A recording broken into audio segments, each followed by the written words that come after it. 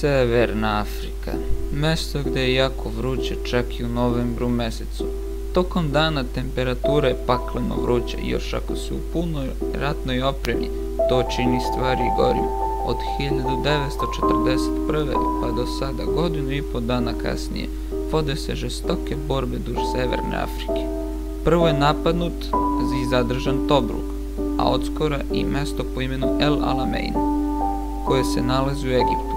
Vode ima jako malo, često smo žedni. Što se tiče hrane, tu je slična stvar. Hranu čim dobijemo, odmah i pojedemo, jer se može pokvariti na suncu. Temperatura je toliko visoka da jaja možemo ispržiti na tenku. Usput, moje ime je Dieter, pripadnik sam 10. pancer divizije. U Severnoj Africi sam još od aprila 1941. što me čini veteranom pustinskog ratovanja. Borbe ovde u El Alameinu su vrlo teške i brutalne. To mi se ne predaje lako. Malo mi napredujemo, malo neprijatelj. Između naših i njihovih položaja se nalazi ogromna ravnica ispunjena minama i bodljikavom žicom. Naziva se ničija zemlja. Pošto je razdaljen između nas i Tomija malo veća, kada krenemo u napad, obično se vozimo u kamionima ili na tenkovima. Jednog jutra, oko 9 sati, moja regimenta je krenula u napad na seoce po imenu El Daba. Neki vojnici su se vozili u kamionima, a ja sa još par vojnika sam bio na tenku. Iako je bilo jutro, bilo je veoma vruće. Od muke sam gledao u nebo i proklinjao vrućinu. Leteli su avioni. Svi su ih opazili, ali nisu ništa preduzeli jer su mislili da su bili saveznički. U tim momentima ja sam pokušavao da gledam u sunce. Međutim, u tom trenutku sunce eksplodiralo i ja sam pao sa tenka. U trenucima mi je pucketalo u ušima. Ostao sam da ležim tako u pesku, ko zna koliko. Kad sam se probudio i ustao, nikog nije bilo. Nije bilo tenkova, kamiona, ani drugih vojnika. Bio sam potpuno sam. Nebo više nije bilo plavo, postalo je crveno. Da, sunce još uvijek bilo tu, što je ukazivalo da nije bila noć. Mene ništa u tom trenutku nije bolelo, ali sam bio zbunjen. Nisam znao šta se dogodilo. Pogledao sam u sat da vidim koliko je sati, ali sat je bio razbijen. Bio sam žedan, ali u čuturi nije bilo vode. Nastavio sam posle svoj put pravo. Nisam znao gde se tačno krećem, nije bilo niti jednog znaka da pokažu u kom smeru se krećem, da li ka saveznicima ili ka neprijateljima. Iznenađujuće je bilo i to što nije bilo više mina ni bodljikave žice. Što sam više odmicao, bilo je sve toplije. Iz ruku je počeo dim da izlazi, uniforma i sva oprema je krenula da gori i da se topi. Podšlemnik mog šlema je krenuo da se topi.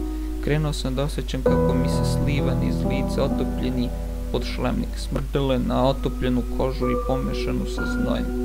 Posle se moja kosa zapalila i tada sam bacio šlem sa glave. Primetio sam tada, moj šlem je bio potpuno crn. Izgubio je svoju peščanu žutu boju. Dekala više nije bilo. Nakon što mi je dobar deo uniforme izgoreo i čizme su mi bile gotovo istopljene. Imali su samo džonovi deo koji prekriva prste. Više su izgledale kao papuča nego kožne čizme. Ipak, pored svega toga, nastavio sam napred. Ubrzo sam naišao na seoce. Delovalo je kao i svako drugo seoce u Severnoj Africi. Bilo je ograđeno kamenim zidom. U daljini se mogla vidjeti građevina koja podsjeća na neki hram. Nisam oklevao ni malo, odmah sam ušao u selo u nadi da ću pronaći nešto vode i hrane. Nakon što sam prošao pored prve dve kuće, opet sam osjetio užasan miris spaljene kože i kose. Na prozoru jedne kuće sam video jedno odvratno stvorenje. Imalo je ljudski izgled, ali mu je koža bila potpuno spaljena, oči nije ni imao. Jedino mu je šlem bio kao moj. Bio sam uplašen i pomislio sam, koji vrag je to? Pa, nisam bio toliko daleko od istine. Nakon što sam nastavio dalje kroz selo, spazio sam bunar i potrčao ka njemu. Bio sam vrlo srećan što ću opet piti vode, ali ne zadugo. Kada sam se primakao bunaru, osjetio sam prste na ramenu. ali kada sam se okrenuo nije bilo ničega. Pomislih da haluciniram zbog tolike vrućine i žeđi i nagnuo sam se u bunar. Umesto vode čuo sam užasne kriki i jauke. Iz bunara se pojavio ogroman crni dim koji me je pljesnuo posred lica. Toliko sam se uplašio da sam krenuo da trčim kao lud. Krenuo sam ka tom hramu kojeg sam malo pre pomenuo. Ispred hrama sam video čitav bataljon vojske, svi postrojeni. Mogao sam da ih raspoznam. Bili su tu Britanci, Italijani i naši. Ispred tog bataljona stajala su 3 visoko rangirana oficira. Jedan od njih reče: "Dobrodošao na ovo mesto. Sam znaš ko je, svaki hrišćanin zna i treba da zna. Uđi sad u hram, presvuci se u čistu uniformu i uzmi drugi šlem, čeka nas večni marš. Oh, možeš i poruku da napišeš za svoje najmilije ili bilo koga.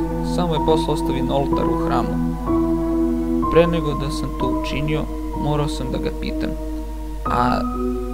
A šta je s onim jadnikom pri početku sela i šta je s onim kricem iz bunara?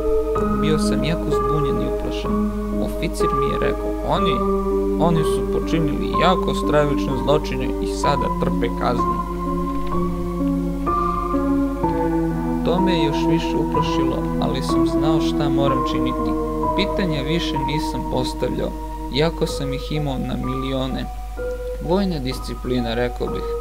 Pa, bilo kako bilo, odatle vam i pišem ovu poruku. Uskoro moram da krenem. Vaš Diter.